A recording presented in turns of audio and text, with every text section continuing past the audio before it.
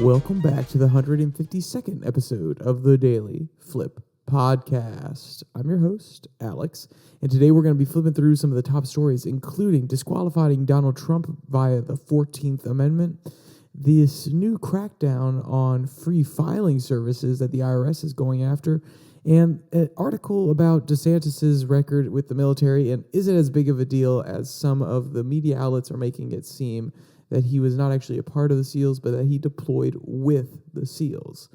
And we will end today with our daily delight, a story meant to leave you feeling positive and ready to take on the day.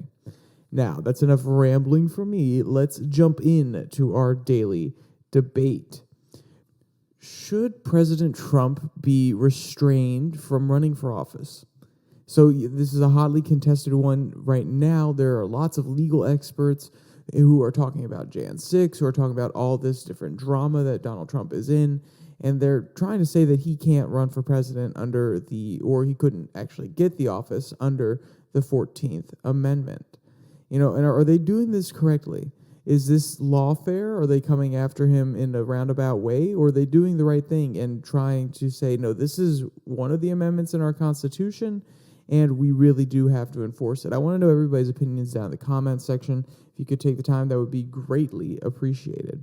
So let's jump to our first article all about this from the Daily Wire. The headline reads, "Efforts to remove Trump from 2024 ballot using 14th Amendment ramp up." So, as I described at the very beginning, there was talk by Asa Hutchinson about the 14th Amendment use in the different states that would be putting Trump on the ballot. They could actually invoke the 14th Amendment. These attorney generals, the secretary of states there, they could invoke the 14th Amendment and say, hey, no, we're not putting you on the ballot. You obviously were inciting an insurrection during Jan 6, which is practically treason. So no, you are not going on our state ballot. And then if that was the case in half the states and not the other states, well, then should Trump really run? I mean, if he's not on the ballot, then most people probably won't write him in. And even if they do write him in, the Secretary of State would say, oh, we're not allowing those votes because it's Donald Trump. So the Republican Party would have to say, okay, no, Trump, I understand where you're coming from. I need you to step aside here. Otherwise, we're not going to have enough states to even get the electoral college win. So this is why it's so hotly contested, because we know some states, they're not going to do anything about it. Even if Oregon and Washington take him off the ballot, then Texas won't. But if he's only available on Texas, Florida, half of the states in the union, there is no way that he can win the electoral college and therefore become president. So it simply becomes political calculus at that point. The RNC would have to step in and say, okay, we're going to disqualify him too. And I think this is exactly why Asa Hutchinson brought this up in the debate. He wanted to bring it to the forefront so there would be a whole news cycle about it, and either the people within the Republican Party that don't like Trump could seize on it, or the Democrats could seize on it. Now, does it really help Asa Hutchinson that much? No, he's probably not going to win anyway. But maybe he's been talking to some of the party members who want to get Trump out of the way, but don't necessarily want to confront him directly, because there's still a lot of people in the Republican Party, probably a lot more in the Republican mainstream faction of the RNC, that don't want to see Trump as president. They feel that he's not as electable, so they're probably going to try to find a fishy way to get rid of him. And it's similar to a Bernie Sanders kind of, backstab when they put Joe Biden or Hillary forward in 2016 and 2020 respectively. But, I don't want to go conspiratorial. It's not like, oh, yes, we will plan how to take down Donald Trump. No, they're probably making serious political calculus and saying, we don't think he can win, and we think that there's an actual legal avenue in order to keep him out of the White House. So let's jump to the article here and read their kind of preamble that kind of sets everything up. Quote, efforts to remove former President Donald Trump from state ballots in 2024 elections are ramping up nationwide after critics argued the leading Republican contender is constitutionally disqualified for serving as president after he engaged in insurrection against the United States. Trump, who is leading the GOP primary by a landslide, faces 4 separate indictments along the East Coast, including charges related to hush money, classified documents, election interference, and racketeering. Trump has broadly denied any wrongdoing in the charges brought against him and has claimed politically motivated forces are targeting him in a witch hunt propagated by the Biden administration and the Democrat prosecutors. But now opponents across the political spectrum of the former president are arguing that under the U.S. Constitution's 14th Amendment, Trump is barred from holding office ever again after the J6 Capitol attack, end quote. And I think this is something that needs to really be pointed out. He doesn't have to be fully indicted. He doesn't have to actually be found guilty of these crimes, which he's been indicted on all of these, and he hasn't been found guilty of any of them yet. So they're all alleged at this point. But none of these crimes that he's currently in court for, none of them have to go forward. None of the prosecutors have to win. If there's the perception that he committed a treasonous act, that he really did incite an insurrection on J6, then that's enough for secretaries of states or attorneys generals to say, no. Okay, we're not going to have Trump on our ballot. That's enough alone. If the people in the top office say, argue, believe that it really was an insurrection and that this really was a treasonous act, that's enough. And let's be clear, it will be challenged in court. There is no doubt about that. But even starting the conversation, starting this wave, making it so that it actually happens, and then there's not enough time for Donald Trump to fight all the lawsuits, and even if he doesn't win all of them, even if he wins half of them, let's say 20 states do this, and he wins half of them, that's still 10 states that don't go forward with Donald Trump on the ballot.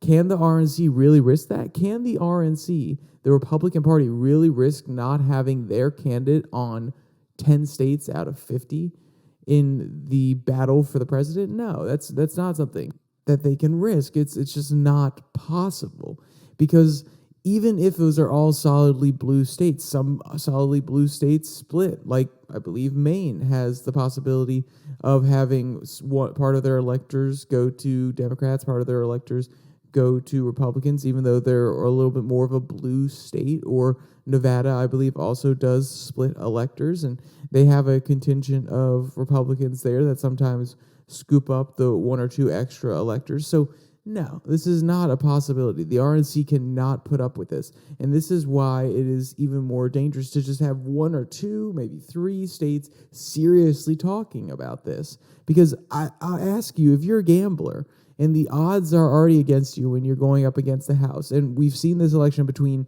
Trump and Biden before, the odds are already against him. Everybody has an opinion on Donald Trump. You've heard this a million times, and I think it really is true. So the odds are against you, and now you have more odds against you. Now you have a professional poker player coming up and making it harder again for you to keep winning because he knows how to play the game. And now you have all these states' attorneys coming up and saying, hey, we're going to play the game to our best. We're going to play the game to our most efficient. We're going to get him off the ballot. Those odds are stacked against you more. The RNC is not going to take that risk. They're going to do some maneuvering somehow and get Trump out, in my opinion. I don't know if they'll actually be able to. I don't know if they'll be able to retain enough votes if they do that, because MAGA makes up a very solid part of the Republican New Age movement. But we'll see. We'll see. So let's talk about the details of the 14th Amendment a little bit more so you understand why legal experts are saying that this can be used. Quote, the bottom line here is that President Trump both engaged in an insurrection and also gave aid and comfort to other individuals who were engaging in such actions within the clear meaning of those terms as defined in Section 3 of the 14th Amendment. Kaplan wrote in the filing last week, challenging Trump's eligibility to run for office again. Quote, assuming that the public record to date is accurate and we have no evidence to the contrary, Trump is no longer eligible to seek the office of President of the United States or any other state of the Union. The 14th Amendment to the U.S. Constitution was ratified in 1868 in the aftermath of the Civil War during the Reconstruction era and was designed to present a new birth of freedom for previously disenfranchised citizens, according to Cornell's University Legal Information Institute. The amendment's disqualification clause was written to bar those who had joined the Confederacy from serving in state or federal office, but would theoretically still apply to those who engaged in future rebellions or insurrections against the United States. So, the legal experts who believe that they have this in the bag, they have a clear and cut example of what's going on here. Even if he didn't necessarily directly say, go and raid the Capitol, go and overthrow the government, he at least facilitated, provided enough rhetoric and speech and inflammatory comments, and that people could take the wrong way and take as a incitement to insurrection. So that's where they're, and let's be clear, I think that's a little bit of a rocky case. If the government really could prove that he was trying to incite an insurrection, then they would have tried to get him on that. They would have tried to already charge him with that. So it feels a little bit flimsy. But like I said, this could be brought up by individual secretaries of state, attorneys general, so on and so forth, based on the feeling that it is like treason. And then they'll have to battle it out in the courts, and there may be some friendly judges who say yes, it was treason, some who don't say it's treason. But like I said, all they need is 1 or 2 states, maybe 10 at the most, who are definitely willing to do this, and it makes the math really hard for the RNC, and they put a lot of pressure on them to say, okay, Trump, you need to be out. We can't be having this. But there is a little bit of pushback from people on the other side of the aisle who don't necessarily agree with the rationale. Quote, but despite the opposition from lawyers, activists, and never-Trumpers, others warn against using the clause against the former president. Harvard School law professor emeritus Alan Dershowitz said the notion puts the Constitution in grave danger. Quote, it would put out the decision about who the president is in the hands of local secretaries of state and Democratic governors, instead of in the hands of the people, Dershowitz told Just the News. Constitutional law attorney and former Trump ally Jenna Ellis said in an X post, quote, the left is purposefully calling J6 an insurrection to justify a baseless 14th Amendment challenge. It's baselessly calling election challenges on behalf of a campaign racketeering to justify a RICO charge.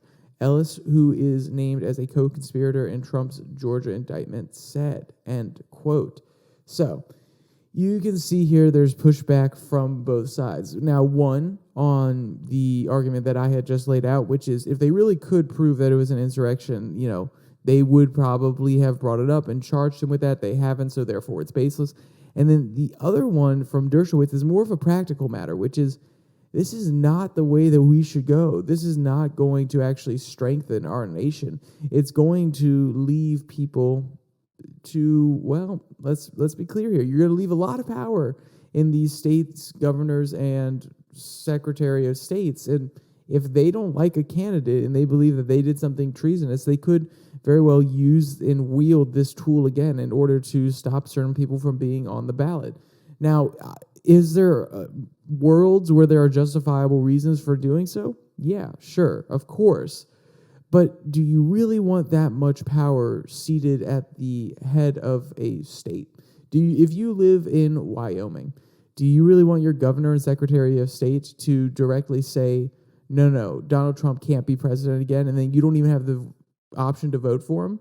A lot of people who are responding to this are saying, leave it to democracy. If people don't want Donald Trump to be president again, then they will not vote for him. Why does it have to be left to the tops of states who may have political agendas versus just leaving it to the people, or at least to the system that we have in place where electors are assigned to a certain population within certain states? I think it's an interesting argument, to say the least, on both sides. I think it's an interesting argument to really say that this was an insurrection, to really extend the idea that this was treason and get him kicked out. And I also think it's an interesting argument to say, well, just let the people decide, because that is ultimately what our system is about. But there are lots of stopgaps in the way to make sure that the best person gets to the candidacy, the general election. And maybe Trump isn't that person anymore. Maybe he has the support, but maybe he isn't the best person to represent America on the world stage. I think there could be a valid argument made in that direction as well. But, we're not going to stick on this one too much longer. We're going to go to our second article that comes from Daily Costs. Democrats accuse tax prep firms of undermining new IRS on electronic free file tax returns. So, That's the headline, and let me give a little bit of a deeper dive. So, H&R Block, Intuit, or TurboTax. A lot of these companies offer free tax filing services. Now, of course, they always upcharge you if for some reason you have a really particular case, or in my case this year, I have a little bit of crypto assets. So I had to actually pay in order to use their service that I could attach all my different crypto transactions and things like that. So they upcharge you as you have more nuanced tax returns. But if you have a really simple tax return, it will be free. And that's kind of what the government's looking at and saying, well, okay, we know that these simple tax returns are free, but you always upcharge people. You always, try to get a little bit of extra money out of them because, let's be clear, things are a little bit more complicated. So it takes a little bit more work on their end. It takes a little bit more sophisticated programs to parse through everything. Maybe they have to bring in an actual agent, and obviously they have to pay that actual agent. So, of course, they're going to up their fees a little bit. This is the private system of doing taxes. I mean, it's the private entrepreneurial system in general. If you have to use somebody's labor, effort, time, then you're going to have to pay for it. And if it's really simple and an algorithm can do it, they can probably look at that and say, okay, well, the cost for making this algorithm is off-put by the amount of people that are going to have to actually do a more, not so simple, but a more nuanced tax return. And then we can leave it simple for everybody else who just needs a simple tax return. So when they do have a complicated one, when they make enough money in the future, we can retain them because they've been coming to us for years. Well, the IRS is like, well, hey, you guys are doing this free tax service or this free filing service. Why don't we do that? Why don't we build out our own program? So they've been trying to do this for a little bit of time now. And I want to read a quote that lays out the landscape. If you're at the top of the hill and you're looking over the entire situation and you're looking down through the valley, is a beautiful painting of the overall picture. Quote, congressional Democrats accused big tax preparation firms, including Intuit and H&R Block, of undermining the federal government's upcoming electronic free file tax return system and are demanding lobbying, hiring, and revenue data to determine what's going on. The lawmakers accused the companies of lobbying against the new program, hiring former government workers to sway public interest against Free File for All, and deliberately sabotage a government program that had previously offered free tax prep services, according to letters obtained by the Associated Press. On Thursday, Senator Elizabeth Warren, Democrat of Massachusetts, and Rep. Katie Porter, Democrat of California, sent letters to the executives of Intuit, H&R Block, and the American Coalition for Taxpayers' Rights, and the Free File Alliance, a group of tax preparation companies that provide free online service through the IRS website.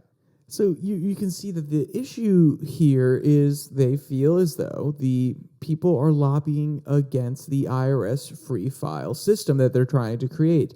They're lobbying against the IRS getting more involved in the people's lives, and they're arguing or lobbying against losing profits. I wonder why. I highly doubt they're as principled as some people are in saying, oh, well, we don't want the government to be involved in people's lives as much. We think this is government overreach.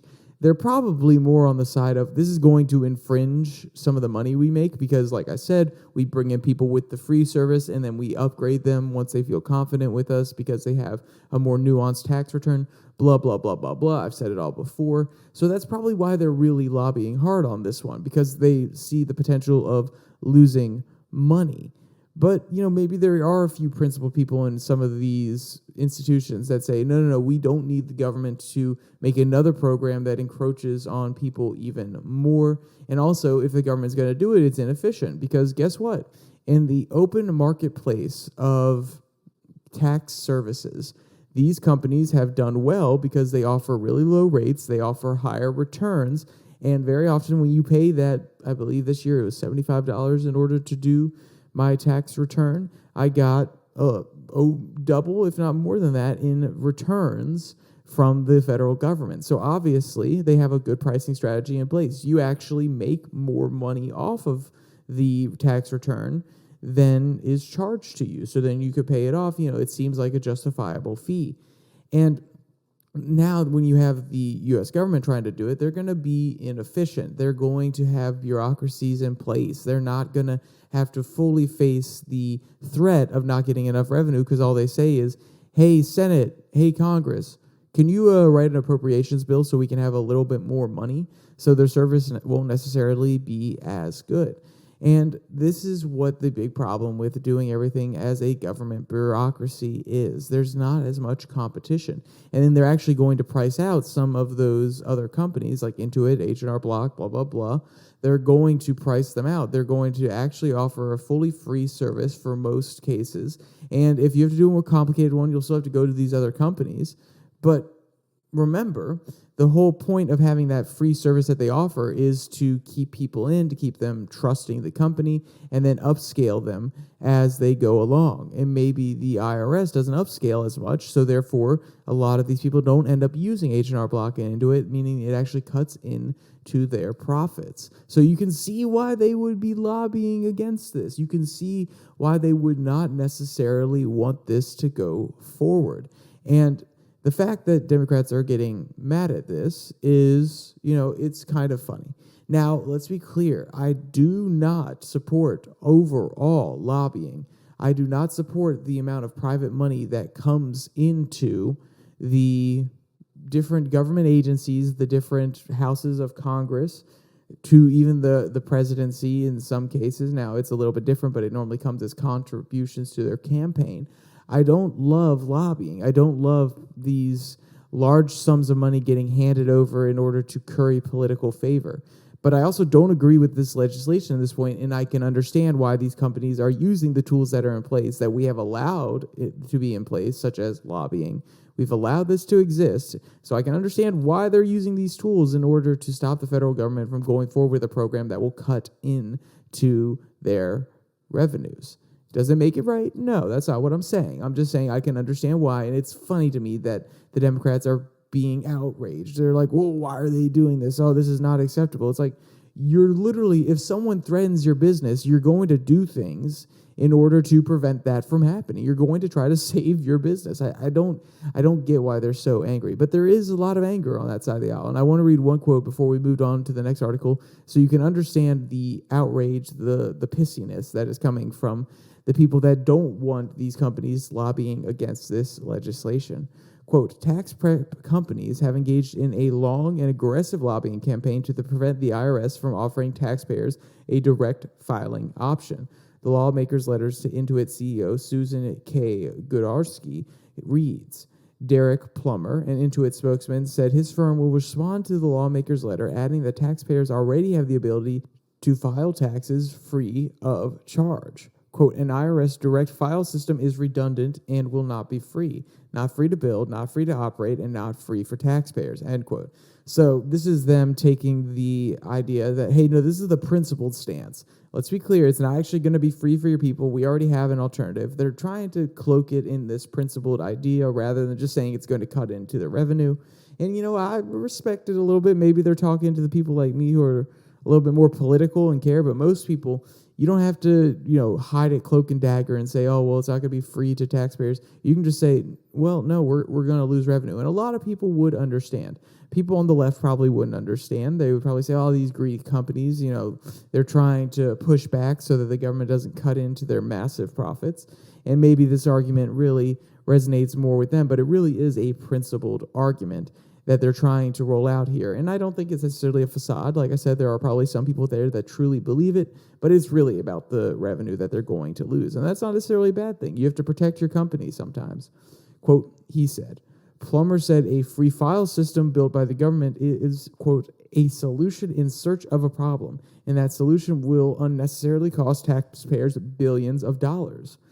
An H&R Block spokesperson also said that there are free file options for taxpayers and that the IRS should focus additional funding on improving existing services for taxpayers, end quote. So there's a little bit of pushback. There's a little bit of anger on the side of both. There are the letters that are saying, oh, this is not right. They're lobbying, they're undermining. And then there are the executives and the spokespeople coming back and saying, hey, you guys don't need to do this. You are redundant. Why does this have to be done? Just help us be better rather than trying to create a whole new system that's not actually going to help anybody. So there's a little bit of pushback on both sides. And I personally come down more on the side of the business just because, I'm a business major. I understand their goal here. I think it's a noble one as well. Making money off of helping Americans is probably a pretty noble goal. They saw an opportunity in the market that taxes are extremely crazy. There are a lot of different tax codes, and that having full-time accountants and tax experts who can help people, get through the mud and understand what's going on, that is extremely, extremely important, and it is ripe for making money as well. So I stand on the side of the businesses on this end, but I do also understand where Elizabeth Warren and Katie Porter are coming from, where you're undermining the ability with just throwing money at it with lobbying, which is not ideal. It's definitely not ideal whatsoever. But in some cases, it feels as though they're not given much of an option, because these things will just move forward without their approval, and it could directly undermine their revenue-making potential. So, I have a pretty principled stance against lobbying, but I can at least understand where these companies are coming from when they're trying to, secure their business going into the future. All right, so let's jump to our last article that comes from the Daily Beast. The headline reads, Actual SEALs at DeSantis' Navy service claim. So, if you didn't know what was going on here, if you haven't heard the news, guess what? Ron DeSantis, he wasn't actually a Navy SEAL. He was a lawyer. He was deployed. He was a JAG, and he was deployed with the Navy SEALs to provide different advice. But he did not actually go through Navy SEAL training. He was not a SEAL himself. And there's been a little bit of talking on the left, and this story didn't really sink in. It really didn't land too well, because the commentary was, well, he said that he deployed with them. This is kind of dishonest because he wasn't actually a Navy SEAL. He was with them on the ground, but it kind of is misleading. And they're trying to attack his claims that he served with them and trying to bring to light the fact that, no, he was a JAG. He was not a Navy SEAL, because Navy SEAL has a really prestigious, idea with it. We in America, when someone says they're a Navy SEAL, we say, oh my, wow, they had to go through a lot of training. They had to put in a lot of time in order to serve our country. They went through brutal training. They are the most courageous and bold and strongest among us. And DeSantis wants to be portrayed as a strong man. So you could see how this undercuts his narrative a little bit, at least from their point of view. Now, like I said, this story did not gain much traction, because most people probably know, who are politically active, that he was a lawyer, because there have been attacks against his practices at Guantanamo Bay before. But for the non-political, they're not looking at this and saying it's that outrageous. I mean, yes, his claims may be a little bit leading you in a particular direction, but that doesn't mean that he was outright lying. And honestly, it's still honorable to serve in any capacity whatsoever. So that's why I think this story didn't gain traction. But it is something that still needs to be pointed out. The fact that he's using this sort of claim, to kind of bolster his image. And, better to him. It's a savvy political move for sure. It's easily deniable if it comes up. He said, no, I deployed with them. I never said I was a Navy SEAL, if people get really angry and push back against him. But it's something that at least needs to be brought up so people are aware of it, in my opinion. So what's going on? What's the situation like? What's the roundup after the debate? Quote, on Wednesday night, Florida Governor Ron DeSantis had an important message for those watching him participating in the first Republican debate of the presidential primary season. I learned in the military, I was assigned with the U.S. Navy SEALs in Iraq, that you focus on the mission above all else. You can't get distracted, DeSantis said. Quote, so Republicans, we've got to look forward, and we've got to make sure that we bring the message that we can win in November 2024. DeSantis moved on without further explanation, leaving some observers extremely impressed. Others, however, were far less moved. Quote, "He was never a SEAL," Billy Allman, a former member of the SEAL Team 1, told the Daily Beast. "It's a misleading statement," end quote. And this is something that could hurt him. It could definitely hurt him among Navy SEALs who are like, no, you didn't go through the same training as us. You are making a misleading statement. You're trying to tell people that you went through the exact same hardship that we did when we were training our butts off, when we were sacrificing so much in order to serve our nation. No. We're not going to stand for it. But there are other SEALs who have a different opinion of it. Quote, "With DeSantis, I was with SEAL Team 1. Well, it's true," said Shipley, but without going into a lot of detail, people naturally think, you were a SEAL. Still, in certain instances, a JAG can be more valuable than additional firearms, said Shipley. Quote, "They deploy with the SEAL teams to keep them out of trouble," he said. DeSantis wasn't a shooter, and he wasn't a door kicker, and he did get some weapons training. He deployed with Team 1 to keep them out of trouble. There's a saying, if you can take an extra shooter with you or you can take a lawyer, take the lawyer, end quote. So you can see that there are some people who don't necessarily like his comments. There are other people who acknowledge they're a little bit deceiving, but he still served his nation, and that's something that's really important to a lot of people, that he was still willing to go out there, put his life on the line going into Iraq, and also provide some guidance for some of the most elite people in our nation.